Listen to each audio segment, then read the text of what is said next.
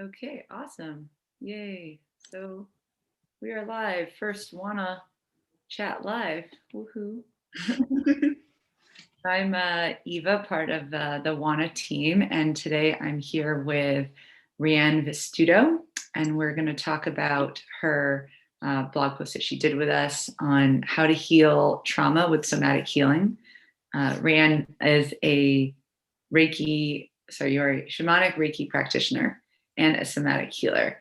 And those are possibly some terms that people aren't familiar with. So would you like to first tell us a little bit about those? Absolutely. I'm so happy to be here. And so, shamanic Reiki and somatic healing in my work kind of go hand in hand because my work is a lot about embracing kind of the wildness of nature and tuning into the aliveness of our bodies. So, with shamanic Reiki, some people might be familiar with Reiki, but it's a hands-on healing that balances your energy. It can also be done at a distance, which in 2020 is very much what we're doing. And the shamanic part is that it's all reflecting nature. It's all inspired by nature, and that everything is in perfect balance when we're looking to nature as our teacher. For somatic healing, we bring that technique into our body. So the word somatic comes from the definition for it is the living body. And the root word of somatic is the word soma, which refers to the waters of our body. So when we're doing somatic healing, we're moving with the waters of our body to bring ourselves more to our true nature. So we do that through movement, a movement practice that kind of massages the body from the inside out. We're working with, our bodies are made of mostly water, so we're working with our muscles, our fascia, our tissues, where the body stores memory, stores emotions, and stores, we have memories all the way back to the beginning of our lives. We even have memories in the womb. So our bodies are this atlas of intelligence for healing. So when we learn to approach our bodies through the body first and the mind second, that's when somatic healing can really take place on a deep level. That really resonates with me as someone who has a chronic illness that is very much connected to both my mind, body, and past probably as well. I have fibromyalgia is one of my conditions. And I think that is, well, actually, I'd love to know from your perspective, if you worked with people with fibromyalgia and how have you found it to be impactful if you have? Yeah, I've worked with a couple of people with fibromyalgia, and what you're saying is exactly right, that when it affects the mind and the body and the past, it's all so interconnected. So the healing journey with those clients, and really all of my clients, it's coming at it from that interconnected place. A lot of times it's, yes, absolutely. It's really making that relationship symbiotic. And when our mind is on board with our bodies rather than fighting our bodies, because with things like fibromyalgia, as well as like any kind of inflammation, it's kind of a there's a little bit of a conflict between the mind and the body. And it's almost like when a chronic illness will come up, it's kind of a symptom of being disembodied, being like having a fight of being inside of your own body. So with those somatic clients, what we do is we work with how to create an environment where it's safe to be in their bodies.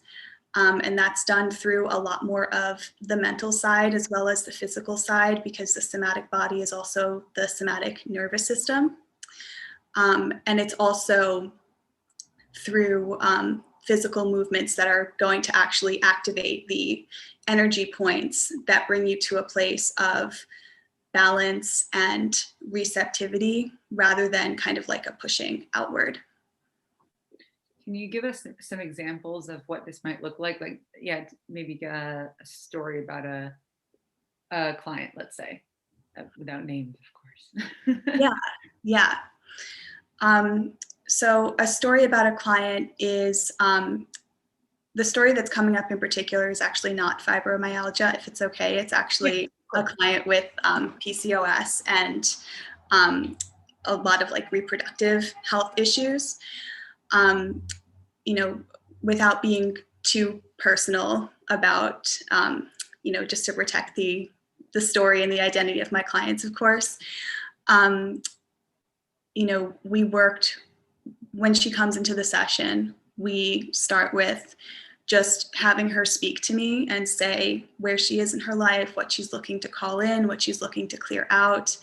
And the conversation can be quite extensive, especially in the first session, because it's giving the client an opportunity to be heard, an opportunity to actually verbally speak their body's story from like actually through their bodies, because using the voice is a huge part of somatic healing, actually, particularly with something like womb healing, which I know is something that Wana has been exploring a lot with endometriosis and PCOS and all of that.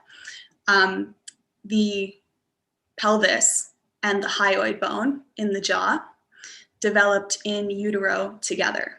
So when we are using our voice, we're reverberating that healing into our reproductive organs and all that the pelvis holds, which is so much, right? It's all of our organs.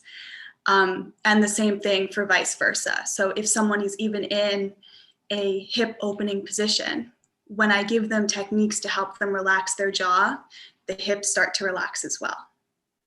So with that client in particular, we focused on that a lot. We focused on teaching her how to move her body as an embodiment of water, like moving with her fascia rather than with like her muscles, rather than like tensing the muscles and trying to make a movement happen, as well as things like breathing, things like vocalizing, and things like that. That's beautiful. I know that for me personally, I've done a lot of work. I actually can't remember if it was known as somatic healing, but sounds like it to me, where I would talk to my body and verbalize my feelings towards my body. And I won't lie, when I was first asked to do that, I was like, okay, I mean, I'll do it, but I don't know where this is going to go. And ever since then, I've actually, my pain is very different and also diminished somewhat. And I feel like I actually have a connection with my body where it doesn't control me in the same way. Like I'm in tune with it, almost like it's my friend that maybe sometimes I need to tell off, but, but yeah, a bit more one with my body, so to speak. Absolutely. And that's so profound what you just said, because so much of the somatic healing journey is about taking your power back from the circumstances around you and from, especially the physical and mental frustration of when you're having a flare up or something like that. When you can actually speak to your body in a way that is kind, you're actually bypassing the mind a little bit, because you're creating those vibrations in your body and the mind is just going like, oh, okay, I can calm down, Yeah. Even like you said, even where at first it's resistant, and even if it's like you don't even mean it at first, even that, like the vibration you're creating in your body is having an effect. What do you think, if you would tell us the top benefits? I mean, we've been talking a lot about them already, but like some main points about benefits, like if someone were to say to you, why should I do somatic healing? What is instantly coming to your mind? So the top benefits for the first one, I would say it is, if you're ruled by your mind, somatic healing is going to be a really great source of freedom for you, because each time that you arrive to a somatic healing session or to a class, you get on your mat, you do the movements, you're giving your mind a break. You're giving your mind something else to focus on. And then when you get up from the final resting pose, it really is like a chance to start again. And this is similar to a yoga class. If you've ever been to a yoga class, when you roll over onto your like you start in corpse pose in yoga, you let everything go after all of this effort, and then you roll over onto your side in a fetal position. You curl up into a little ball, the way that every single human being began their life. And then when you sit up, it's a starting again. So it's this very kind of simple way of demonstrating with your body what you're trying to do with your mind and your spirit, and then it kind of just follows along. So that would be the first benefit. The second one is if you've had any kind of trauma, and trauma can be something as simple as, you know, being born in a hospital is considered a trauma. Being born in general is considered a trauma.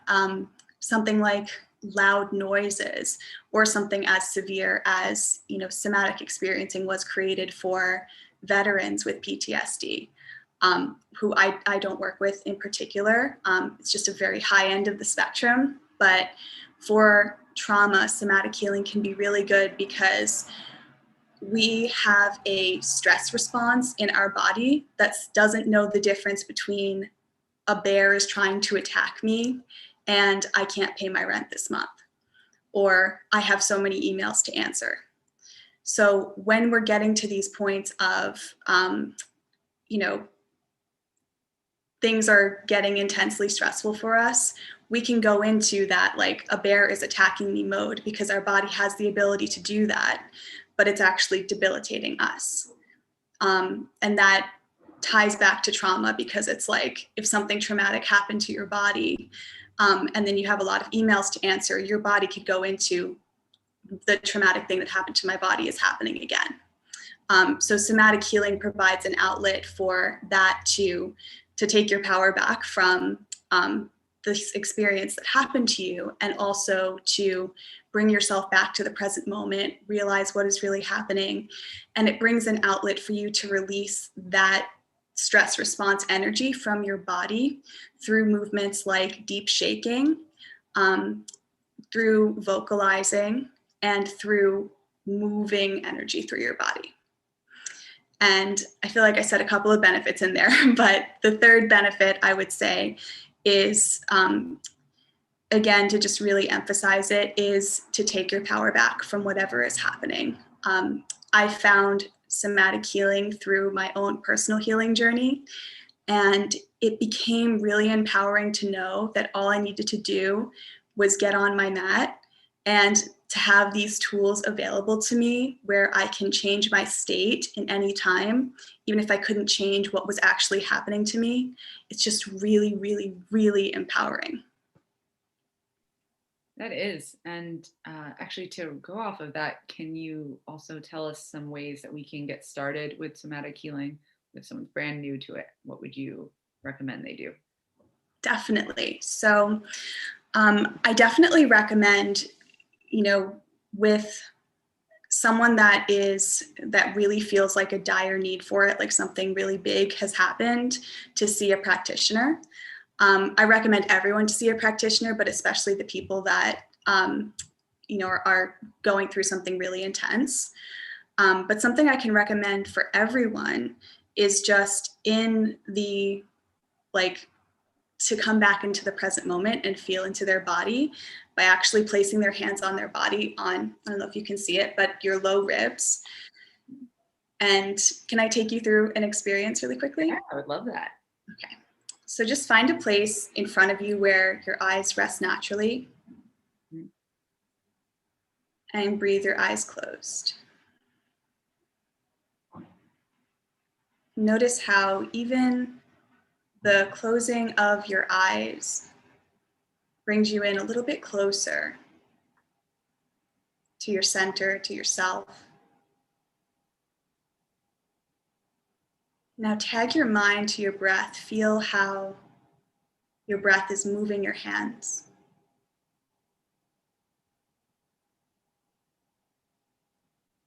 Feel how the inhale pushes the ribs outwards, creating more space, and how the exhale knits them back in.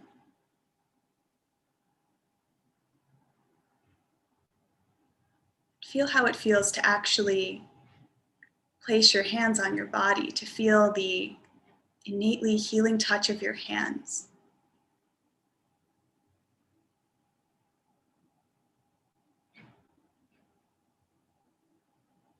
Beautiful. And the next time you inhale, bring your awareness down to where you're sitting, to your pelvis, to your feet. And on the exhale, soften your jaw, relax the muscles of your face, soften your eyes. Good. And we'll do that again. On the inhale, the awareness slides down to your hips, to your feet. And on the exhale, soften the jaw, soften the face, soften the mind.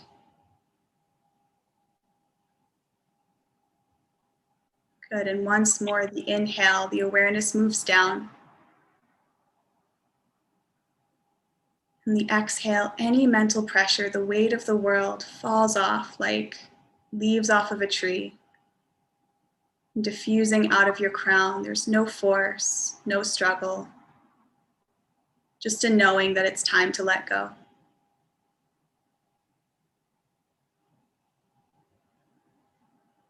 Beautiful. And bring your awareness back to your hands. To the breath, massaging your ribs, open and closed.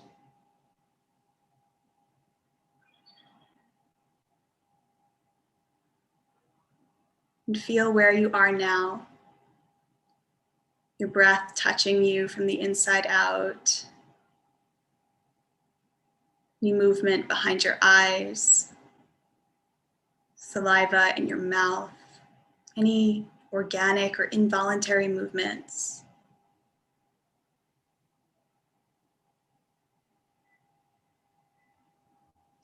Feel how your body is this unique ecosystem, always seeking balance, always seeking to bring you back to a place of harmony and balance and healing.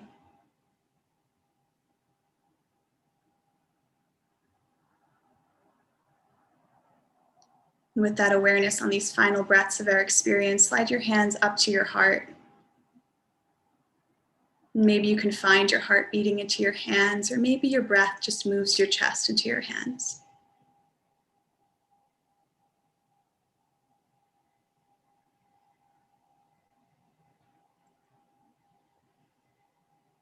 And thank your body for this breath, this moment. And thank yourself for taking these few moments to ground in.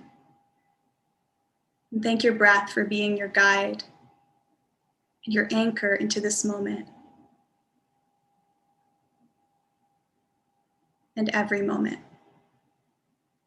And when you're ready, when it feels natural, you can start to breathe your eyes open